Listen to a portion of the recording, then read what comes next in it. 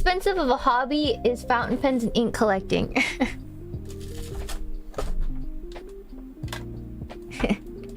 You sure you want to ask that?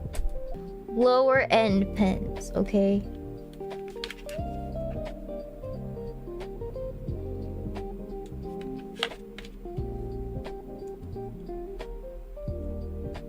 Starting from the cheapest pen I own. A Pilot Kakuno. You can start here. This is a really good pen. I really like this. Is where I started. I still really like it for drawing. And I just put a Pilot Con 70 in it. Not the best, how do you say, converter, but yeah, I still really like this pen. And it's a steel nib. How much do you guys think this costs? $15. You're gonna pay $15 for this pen. That's a low end. And that's just for the pen. The converter will set you back another $10. So you're already at $25. This is the lowest end. This is where you start. Lamy Safari. Most people's first fountain pen. If you're from Germany or anywhere in Europe, you're probably familiar with this baby. Very reliable. Very nice. This Lamy Safari is $30. It's $30. There's no converter in it right now, but I think it comes with a converter. Yeah, $30. It is. Lamy is now Japanese. Yes, it's now owned by, I forgot who it's owned. Sailor Pilot. I forgot which one. But this is low end. Again, this is low end. TWSBI Eco. TWSBI Eco. I believe this was $30-$40. 30 or 50, I forgot. $30. $30 for TWSBI Eco. This is really nice because it has the VAC converter, it has a big inkwell, very nice. Flowy pens, beautiful. I highly recommend TWSBI Eco for like if you guys wanted to seriously start this hobby, you guys just want one pen. TWSBI Eco, probably. I would pick the TWSBI Eco. I would just buy the TWSBI Eco because it's so easy. You don't need a converter. It's a vac fill.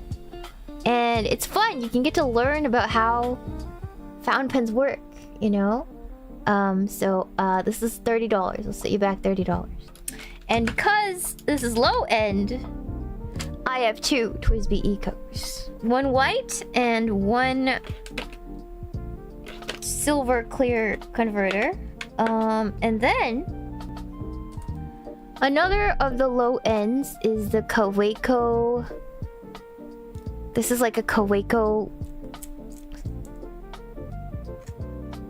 pocket pen. I forgot. This is the only.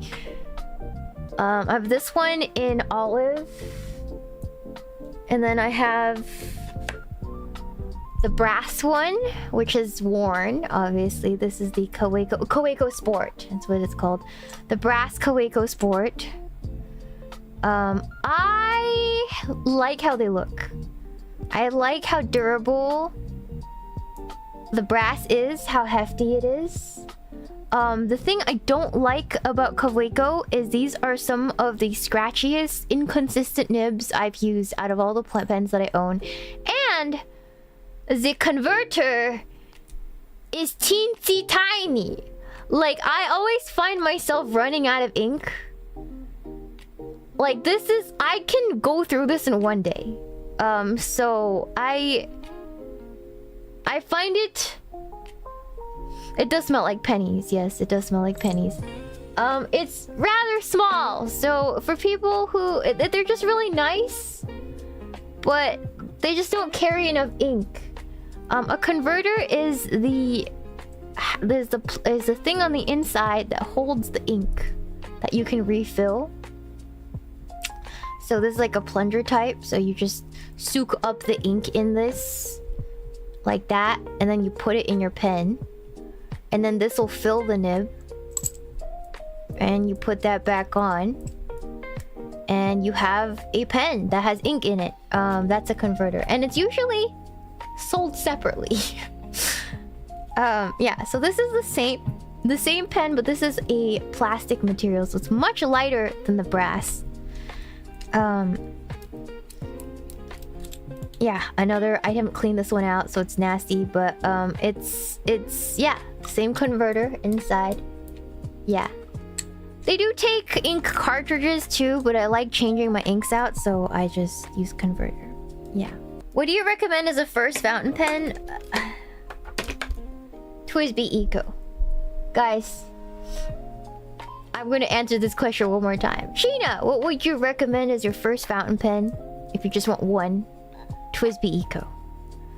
Because it holds a lot of ink, it's easy to use.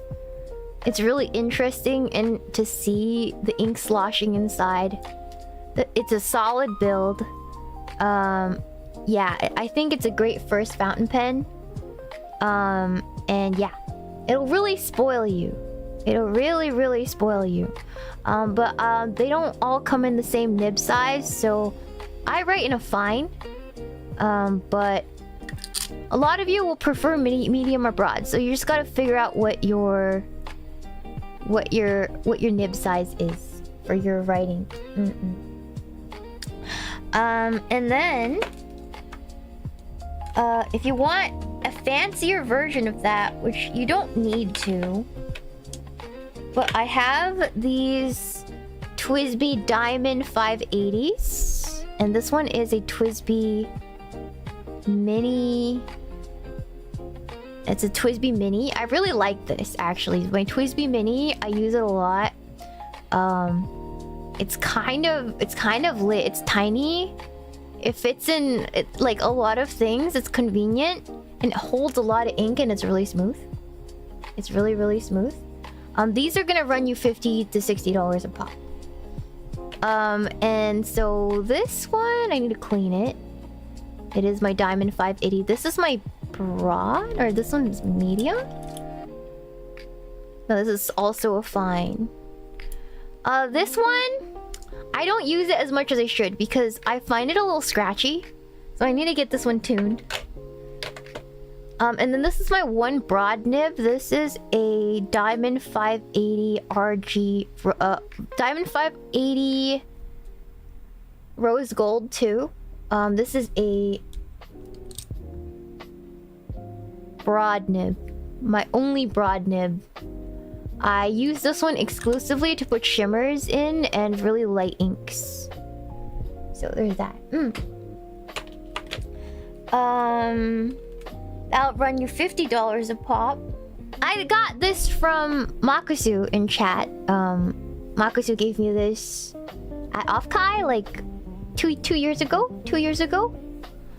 It is a Lamy 2000.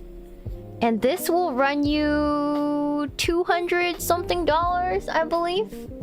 Very pretty. Yeah, the Lamy 2000. This one is very good. It's very durable. And the nib is very soft. It's really nice and very juicy. The issue with this for me is that, and it's a vac fill, which I appreciate. The issue with this pen is it's very juicy, and I don't think this is a fine nib. I think this is a medium. So I would like to use it more, but my writing is so tiny that I don't actually get that many opportunities to use this.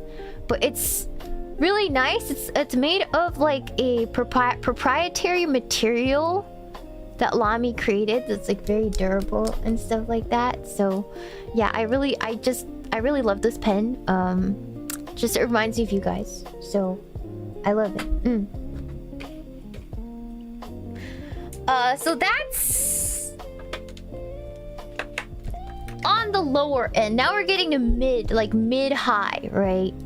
So I like Sailors a lot. So this is a Sailor 1911 in ivory. And this one is getting into the 14K. This is a 14 karat gold nib. And then this one is a Sailor Pro Gear Slim. It looks like the night sky, which I thought was very Shiina-like, and it's also a 14 karat gold nib. These, I got this one for $100, but it retails at like 200 something. Now 300. The price has gone up. But when I got it for $100. This one I also got for around $100, but now it'll retail for around 300. Yeah. Yeah. And now we're gonna get into insane prices. Now we're gonna get into like insane range. All right. Okay, this one is still kind of mid-range. This is a Banu, exclusive from Goulet Pens. This is Banu, the drink series or whatever, in Earl Grey. I like it because there's like blue specks in it. If you put like a brown ink in here, it's magical. It's actually a steel nib, so this one is a Schmidt steel nib. And but because the resin and everything is special and like handmade or whatever, this one I believe cost me around 200 to get, maybe a little less, maybe 180. But yeah, it's beautiful. I like how girthy it is because I'm an artist, so I really like using thicker pens despite my hands being really small, because it's just nicer. It's nicer on my joints. Yeah. This one, oh, another one of my favorites. This one is also another Sailor Pro Gear Slim in Moroccan mint tea, and she is perfect because she is swampy. She is perfect, and she is like a green. She's beautiful. Look, she's swampy color here, beautiful green for the handle or like the grip, and then there's a beautiful green emblem at the top, which I really like. So this is Moroccan mint tea, and I really like this one. I use this one a lot. And then yeah, again, I think I got this for like 300 something, 300 when I got it.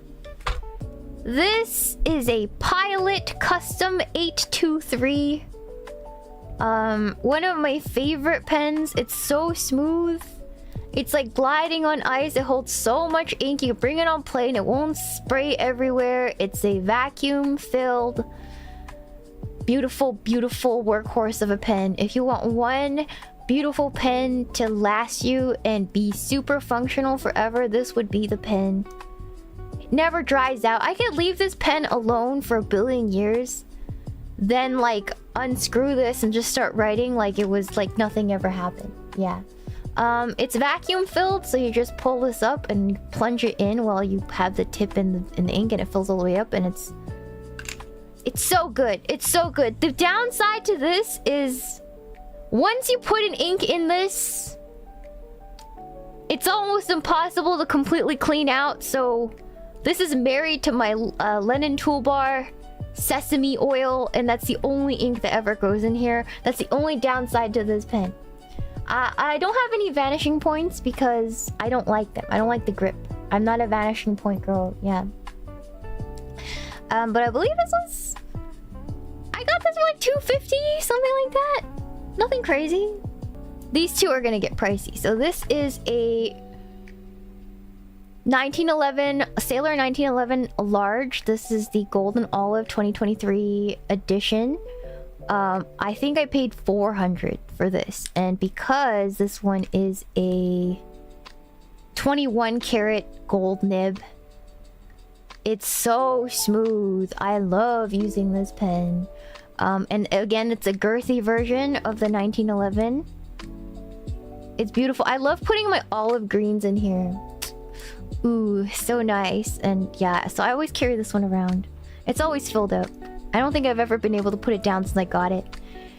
This one is one of my newest pens. I have two newest pens, but they're still a year old now.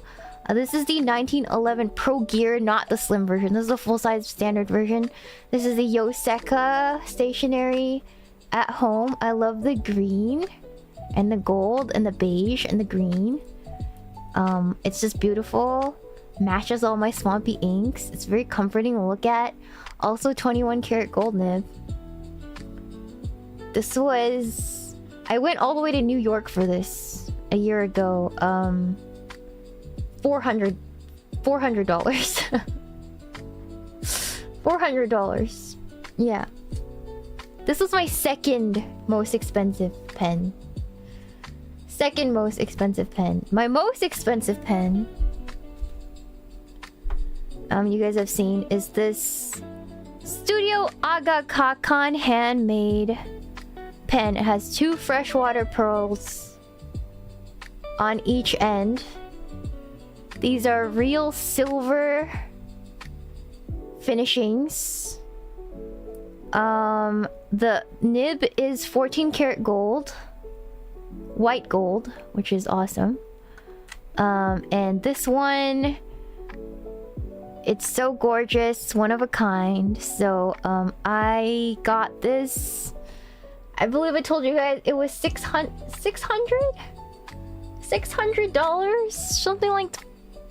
something like that. Yeah. So, and honestly speaking, I haven't even touched the upper end of how expensive these can get. So then after this, which I don't own anything more expensive than this, I don't plan to, but this is gonna be the pen that I pass on forever and ever. I will not be rising more expensive than this, because after this there's pens that will cost like $1,000 that are actually like works of art, like urushi and stuff like that, and I'm just not into all that jazz. So yeah, so I think I've already hit my like upper limit for this. I spend more on pens than I do on jewelry and stuff.